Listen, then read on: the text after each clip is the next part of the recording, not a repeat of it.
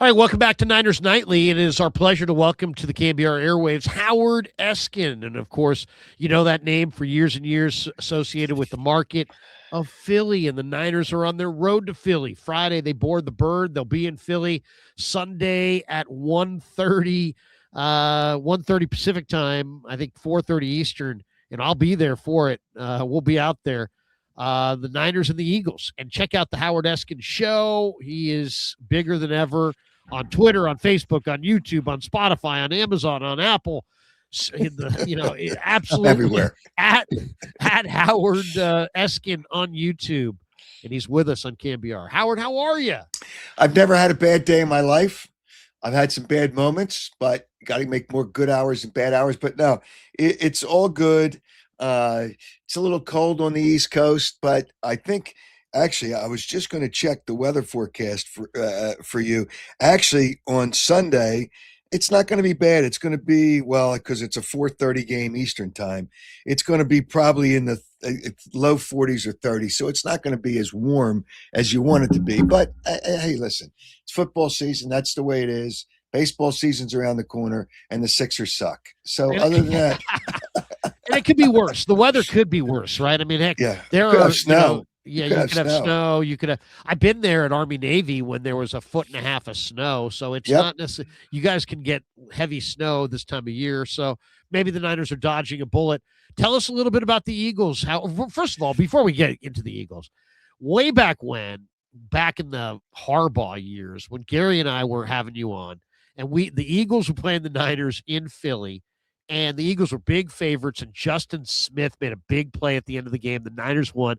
You would come on the show and said, "I will walk to San Francisco." Do you remember that? Do you remember that? Yes, I do. And then so the audience was like, "Hold him to it! Hold him to it!" I'm like, "Come on." Gary was like, "Hey, this is good radio. This is a radio performer."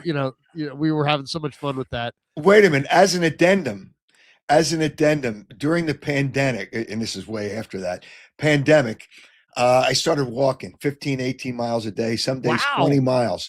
Yeah, because I just rather sit at home and eat. And I lost some weight, which was good. I lost about 30 pounds because I was out walking. I did it 3 times a day to get to that. And I wore my Fitbit and, all that. That year, I did over 3,500 miles. So I would have been able to walk to San Francisco if I had done it. Well, let's talk a little bit about the Eagles because we saw them all on Super Bowl Sunday last year absolutely dominate the Kansas City Chiefs and maybe give us a little prelude to what we saw this year from Kansas City. And this year, of course, it's a whole new team in Philadelphia. Josh Sweat moved on to Arizona. Milt Williams moved on to New England. There's always going to be turnover, and it's not the same team from a year ago. So tell us a little bit about this year. What kind of years have been for the Eagles? How are they? They couldn't be quite as good as that Super Bowl team, but how are they different? Well, they're not as good. And it's hard. Whenever you win a Super Bowl, there's always players that are going to get more money somewhere else because some team says, well, this guy was really good. Now he's good with a really good team. That's why they lost Williams. Josh Sweat, they were going to lose. They had no problem with that because I think they got a 3rd-round compensatory pick for him. So they were okay with that. But you still lost players that were really effective for him. And it's hard unless you have young players that can fill that hole, but you have to have good drafts, and not everybody can have great drafts every year. They're just not as good. They're not as good a football team for a couple of reasons. Actually, multiple reasons. Their offense isn't as good because Saquon Barkley didn't rush for 2,000 yards. Actually, when you really break it down, he got just under 1,500 yards. So that's less than 100 yards a game. Now, it's still a good season.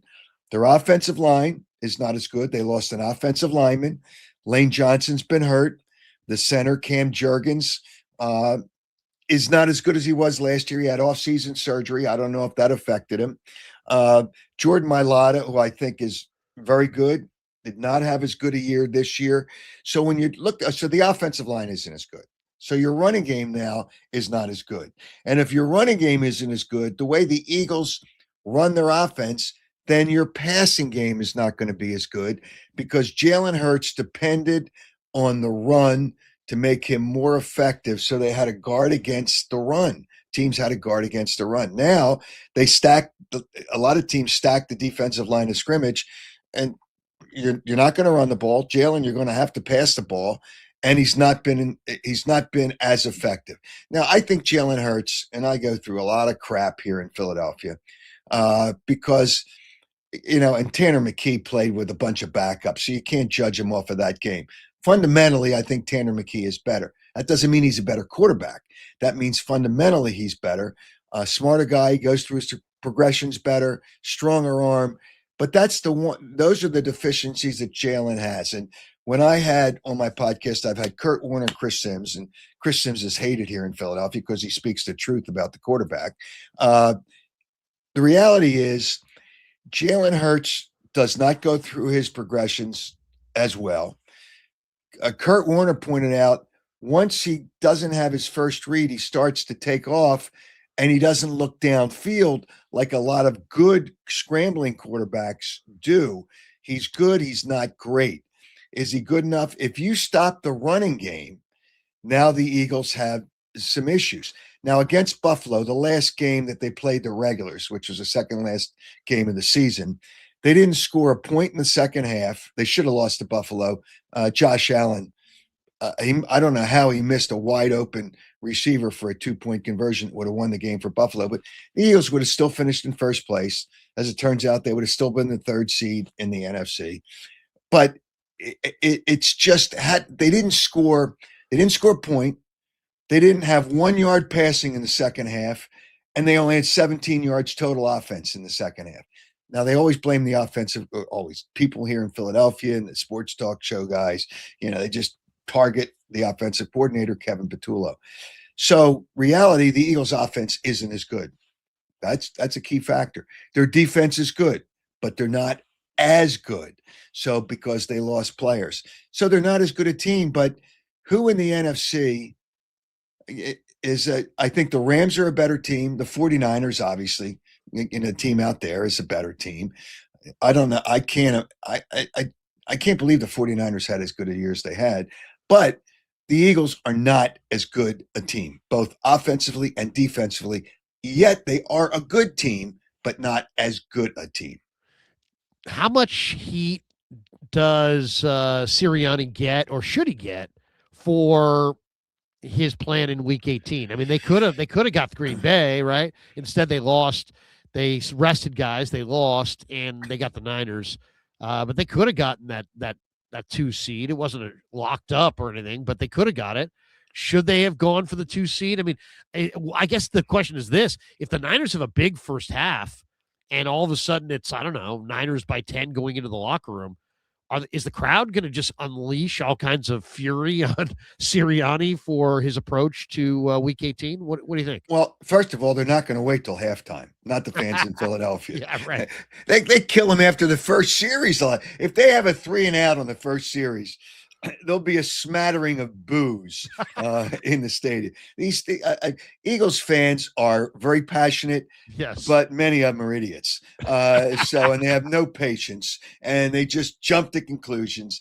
But the reality is, but there's another thing that I didn't realize when Nick Sirianni didn't play his starters in the last game. All this nonsense. Oh, rest the starters. I got to do what's best for my team. All this other nonsense. But they could have had 2 home games with the 2 seed. Right. So now if they win the first game, the second game would have been at home, and it would have been against Green Bay, which I don't think is as good a team. They're banged up, although I think the 49ers are a little banged up too.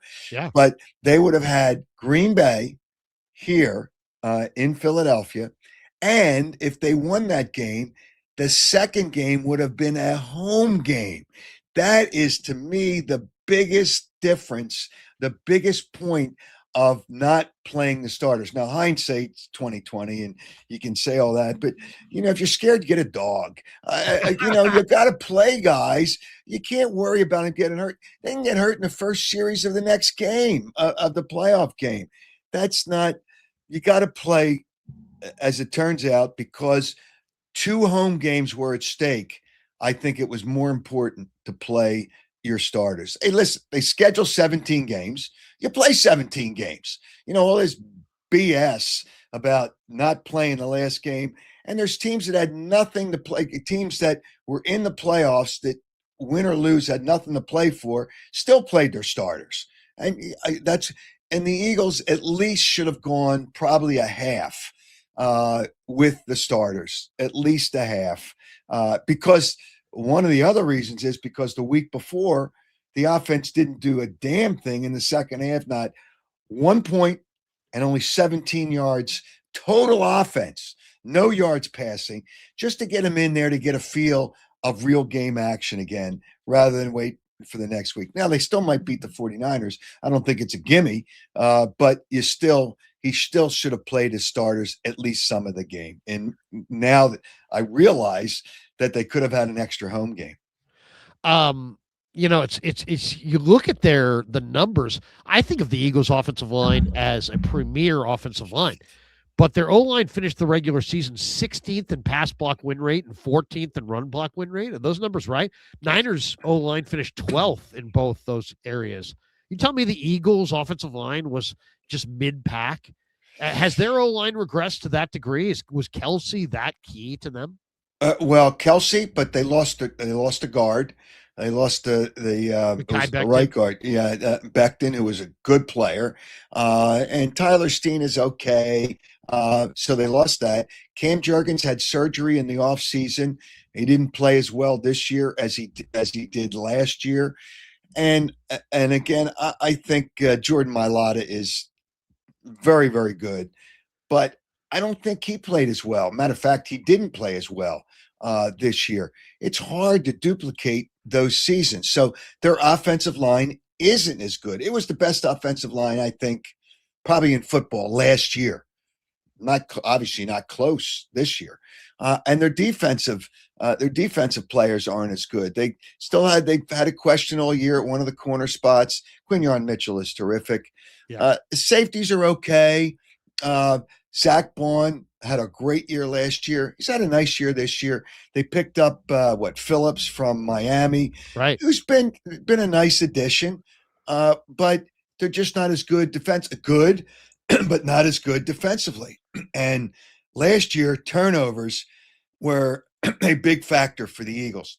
This year, the Eagles, I think, only won one game where they didn't lead in the plus minus in turnovers in a game.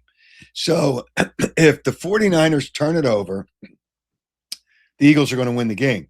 Yeah. If the 49ers have 0 turnovers, I think the 49ers could win the game. They depend on turnovers to win the game. The Eagles do. So if they don't have any turnovers, I think they could win the game for sure. Yeah. Really a good chance to win the game. That's interesting. The Eagles offense, Howard, I'm looking at these numbers, have scored 20 points or more only 3 times in the last 9 games since the bye week. 2 of those were against the Raiders and Cowboys. I know. I mean, if the 49ers can get either a big play on special teams or a score on defense, anything like that, where they can, help them score, because their offense got stymied last week. If the Niner offense puts up 24 to 28, they're going to have a real good chance to win, aren't they? I think 24 is the number. Right. I think 24 is the number. And the Eagles just don't put up 24 points a lot unless they get turnovers, unless the turnovers change and figure into the scoring of points. So if teams don't turn the ball over, the Eagles struggle to win the game. Good team, not a great team. But in the division they're in, which is a pathetic division, we know the Giants suck. We know the Cowboys suck. How about Jerry Jones saying every time a team plays them, they consider the Cowboys Super Bowl contenders? Really? When's the last time they've been to a Super Bowl? I mean, actually, 1 year before the Niners, it was, or actually, the Niners been, but Cowboys went in '95. Niners won it last in '94. Yeah, okay. But so 95, so it's 30 years since they've been to a Super Bowl. I mean, come on. So the division, the point is the division and Washington without Jaden Daniels, and I don't know how good they would have been if he didn't get hurt this year, but without Jaden Daniels, they were nothing. So you're going to win your division games, although they split with the Giants. And because the last game didn't mean anything, they split with Washington, which was meaningless, as it turns out. I guess they split with the Cowboys. The Cowboys came back and won the last game, so they split with the Right. Cowboys in a bad division. They split with the Cowboys, so it's a terrible division. And it looked like they had a hard schedule at the beginning of the year, but they had the Raiders. Buffalo was not as good a team this year as they were last year, not as good a team. So they beat them, but the fact that Buffalo only scored 12 points, the Eagles only scored 13 points and still won in Buffalo, which is amazing. I know there was a weather issue, and I get all that, but I'm telling you, the Eagles just don't put a lot of points on the board unless they get turnovers. They don't. I'm telling you, if the 49ers don't turn the ball over, and that's the way it is with everybody. If you don't turn the ball over, you're going to have a hard time. If you have 0 turnovers, you're in almost every game, and you're going to win a lot of those games. But the Eagles have gotten turnovers. They've been really good with getting turnovers. So that, to me, is maybe the most important. It's stopping the run for the Eagles. If the 49ers are going to win, they're going to have to stop the run and force Jalen Hurts to pass. And they're going to have to not turn the ball over. It would help if they got turnovers, but the Eagles don't fumble the ball. And because Jalen Hurts doesn't throw the ball that much, if they have any kind of running game, he's not going to turn the ball over that much either. So that's another thing. But those are two things: the running game for the Eagles and turnovers, I think, are the biggest factors. How do Eagle fans feel about Brock Purdy? What have you heard them say about Brock Purdy? You know what? It's just, obviously they're going to rip him because he's not an Eagle. Any good creative rips? Anything good? Hey, well, if they play Matthew Stafford, they're going to rip him too, who's probably the MVP of the league this year. What, he's thrown 46 touchdowns, Matthew Stafford. So they'd rip him too. Like I said, the Eagles fans are not the brightest bulb and not the brightest star in the sky, but they're passionate. So you give them that. They get crazy. It's a late game here. So they'll be wasted probably by the end of the second quarter, because they'll be wasted some of them be wasted before they even come into the game. All the years you did sideline reporting, you ever get pelted with anything? I never was hit, but they were throwing things one game. They were throwing things, and the players just wearing their helmets or wearing gear. I'm not wearing anything. Right. But I got my leg broken one year, but I never got hit. It was leg broken. Was that on a play? Rolled up on? Yeah, it was the first or second offensive play for the Eagles. Christmas night, the Raiders, they were Oakland at the time. It was the Super Bowl year, 2017 Super Bowl season. And Torrey Smith caught the pass. I was way out of bounds. He was tackled way out of bounds, and he leg whipped me. And I went down. I blacked out for a split second. I just thought I got, then I gathered myself, got back up, and my leg was so sore, I thought it was a bruise. Well, I got a sleeve from one of the trainers to wear at halftime, and then I couldn't get out. I couldn't walk to my car. So I got one of those golf carts to get to me my car. It hurt it's like 10 days I waited. And finally, oh my God, it was broken for 10 days. Yeah, it was worse than that. There was no bruising. So I asked one of the doctors to give me an x-ray or to check it. He says, where was it? It was right below my knee. He says, well, that's fibula point. I said, what? He says, that's kind of where the bone meets the knee. He said, it really hurts. He says, let me take you in for an x-ray. We were at the Sixers game. They went out on the floor, took an x-ray. My bone was cracked all the way through, not displaced. So I didn't have to get a surgery or a cast. He says, now what do I do? He says, you got to wear a boot. I said, I can't wear a boot. If I wear a boot, I can't be on the sidelines. So I said, then be careful. So I went 5 games, which was more than 5 weeks. It healed in about 9 weeks. I went 5 games and was down there with a broken leg and didn't tell anybody. Oh my God, that must have hurt like a mother. Oh, it was painful, but I was careful. Wow. One last one on Hurts. You mentioned McKee, and there's a lot of people here that really like McKee. I used to do this. I like him too. I mean, to me, he's what you're looking for, right? He's big, he's smart, he throws lasers, he's accurate. I mean, Yes, I mean, if you won with Nick Foles, just think of Nick Foles with more of an arm, and that's this guy. I mean, this guy's more. He's got a better arm than Foles. He's got the same stature. Outside of he will never wear short sleeves because of he doesn't want to get expose his skin to light because of skin conditions. Other than that, I mean, he's a perfect prospect. He's a tremendous kid. great guy. Hurts, though, I think of Hurts as a really good quarterback. 25 touchdowns, only 6 interceptions. He does take a lot of sacks for a guy who can move. But what do you make of it? Because I've heard people say, yeah, if you watch him every week, he won't take chances down the field in the middle of the field, and that Correct. he's too conservative with the ball, that those numbers, really reflect that he would be better if he had 4 or 5 more interceptions because that means he would make those small window throws that you got to make. What's your breakdown on that, Howard? Yeah, he's not big on throwing in the tight windows. He doesn't want not wanting to turn the ball over is fine, but sometimes you've got to trust yourself to make those throws. I don't care about numbers. It's like total touchdowns. With the tush push, he gets 7 or 8 of those touchdowns just because they do the tush push and he gets a touchdown. So that's an irrelevant number. But throwing the ball for touchdowns, and a couple of them this year were shuffle passes.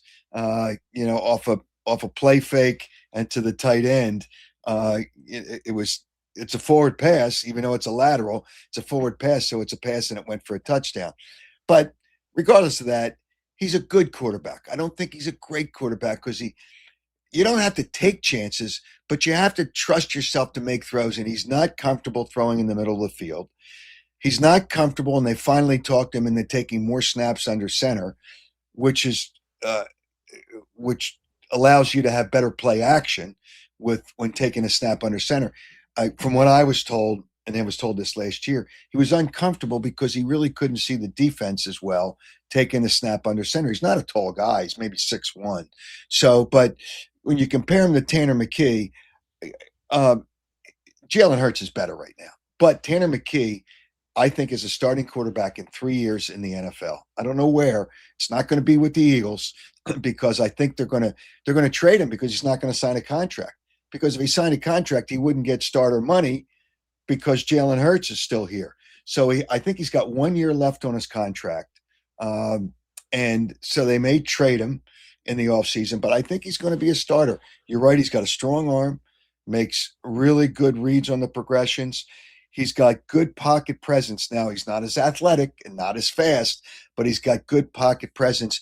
And to judge him, these morons here in Philadelphia that judge him on playing with all the backups, that's not fair to him.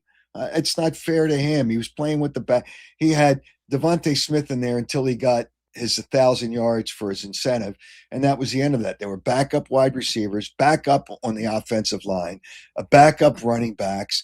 It wasn't the right way to see him. I think he's going to be a starting quarterback in 3 years in the NFL. I think and he really is a pretty sharp guy, and he does have a strong arm. If I went up to Nick Sirianni and I said Howard Eskin, what do you think of him? What would he say? He'd have good things to say. He'd have good things. Yeah. Have you mellowed? Have you mellowed through the years? Because I mean, but I think he's a good coach. Where's the Mutt Geiger? Where's the guy who used to go out, Charlie Manuel? Have you gone at Sirianni? Have you made up any critical nicknames, or have you taken any good shots at him? The point is, there are other coaches to go after. I think Rob Thompson's fine, but baseball managers don't manage anymore. They just read a computer sheet, so he's not really doing anything.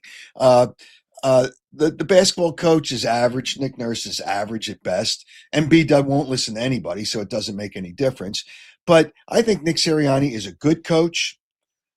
Personality doesn't mean anything, but he's engaging to the players, and he gets players to fight for him. It's hard to get respect and love from the players, and to get both is Belichick never had both. He may have had respect, but they didn't love him. So if you get both, the players will go to the wall for you, and I think they have. Now, has he made some mistakes? Yeah, okay. Andy Reid's the best coach in football, maybe the best ever when it's all said and done. And he's made mistakes. They all make mistakes, but I think he's a good coach. And the biggest thing that a coach can do is get players to play hard for them. And he does that. So I'm not going to rip a guy just to rip a guy. I mean, that's other people on WIP that did that just to rip him. Last year, they wanted him fired after 4 games when he was 2-2. Are you kidding me? They're 2-2, and you're going to fire him after 4 games, and they wanted Belichick. And we see that he's nothing without Tom Brady. So the reality is, I think he's a good coach. So I haven't criticized him. Have I criticized other coaches?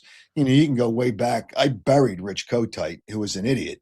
Buddy Ryan was not a good head coach, and he knows it. And we went after each other. He had a radio show. He went after me, and Ray I went Rhodes. after How him. about Ray Rhodes? How'd you? Ray Rhodes was good for the first couple of years, but then it was over, and Ray knew it, and I got along with Ray, but he knew it. I said Marion Campbell it goes way back. Was a great guy with a turbo. Vermeil was a good coach, but I criticized him early in his career, and he buried me for it. Now we're really good friends. We talk all the time, but I buried him because he worked the players too hard. There was no rules. The practices were forever, and I said, listen, once this team doesn't win as much anymore, they're gonna bail out on them, and they did. And when it was over, it was over. But I think Vermeil was a good coach, had his flaws, but I think he was a very good coach. But I think Nick Sirianni's a good coach. I think he's a good coach. So there's no reason and I think the offensive coordinator is a good coach. Now, there are coaches that they've had that weren't very good, and I've criticized them. And there's other managers in Philadelphia who I've criticized. There's the Flyers coach. I think Rick Tockett's a good coach. I don't know how big hockey is out there anymore. I mean, the San Jose is, it's just like nobody San cares. Jose's coming on.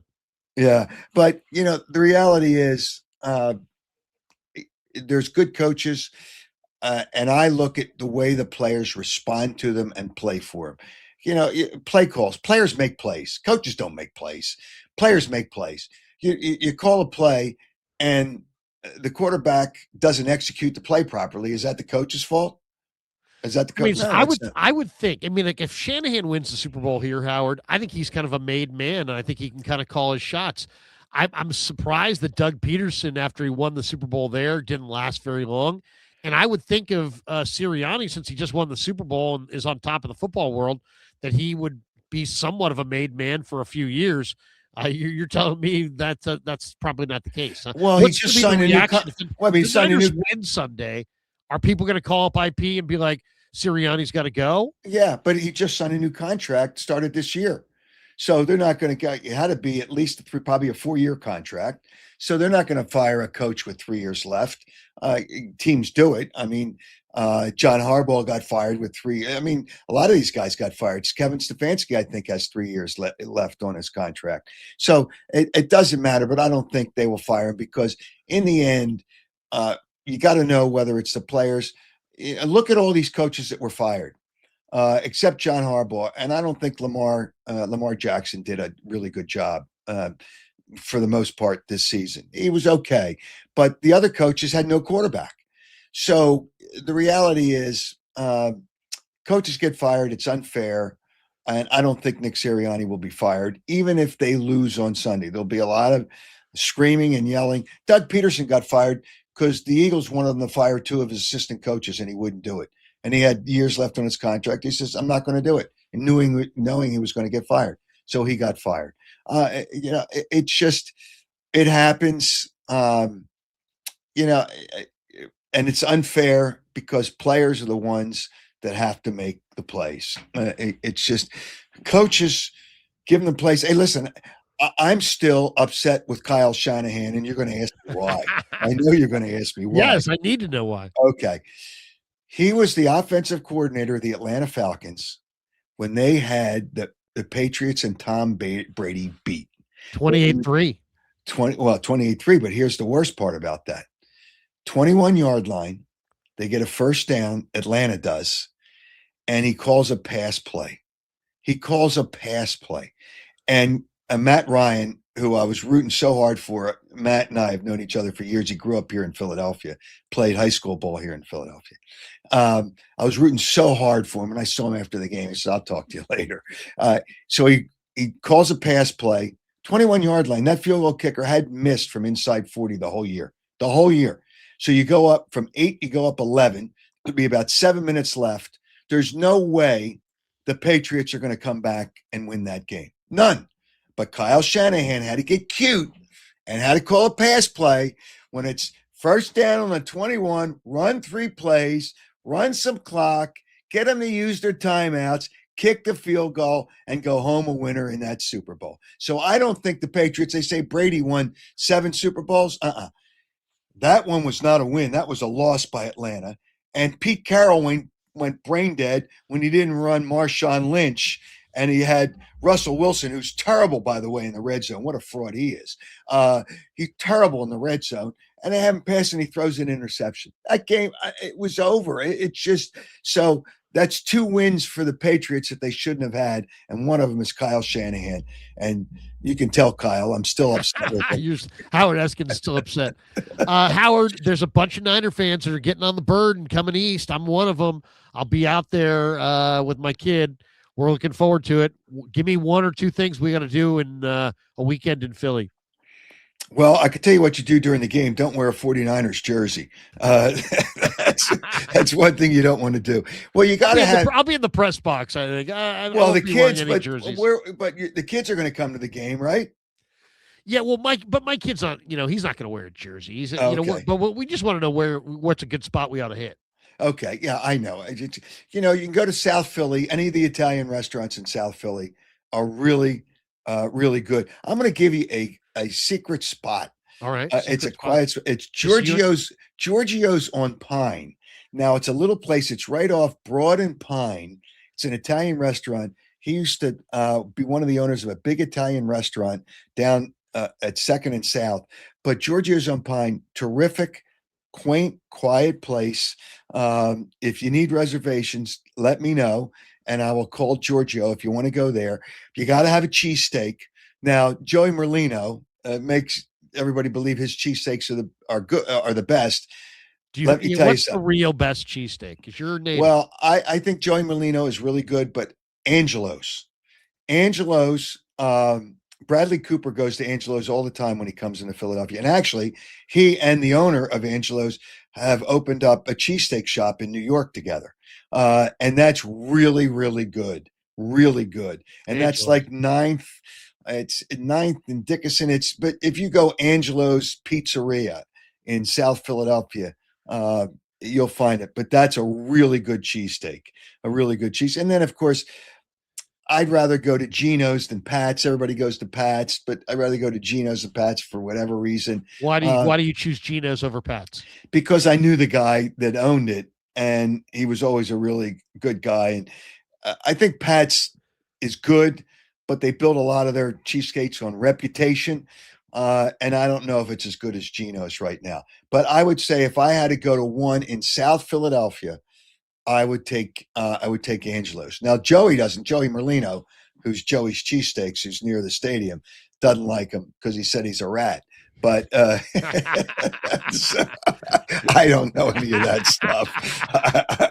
Howard, awesome stuff. Thanks for jumping on KBR. The final on Sunday is the team with the most points is going to win the game. If I say the 49ers, I'll say this. I'm going to get killed. If the 49ers don't turn over the football, they'll win the game. Wow. I will say that. Howard, if they don't turn over the football, that's again. Yeah. Okay. They will win the game. That's going to be a challenge right there. Howard, awesome stuff, man. Congrats. Good. We wish you nothing but success and good health going forward. Always entertained by you. Love listening to you. Excited about the podcast for you. Everybody should check it out. It's the Howard Eskin Show. Follow him at Howard Eskin on YouTube. He's on Twitter. He's on Facebook. He's on YouTube. He's on Spotify, Amazon, Apple. Never bigger than 2026. It's always good. It's always good. Thanks for coming on the leader. All right. Thanks. All right. Take care. Have a great night. Howard Eskin.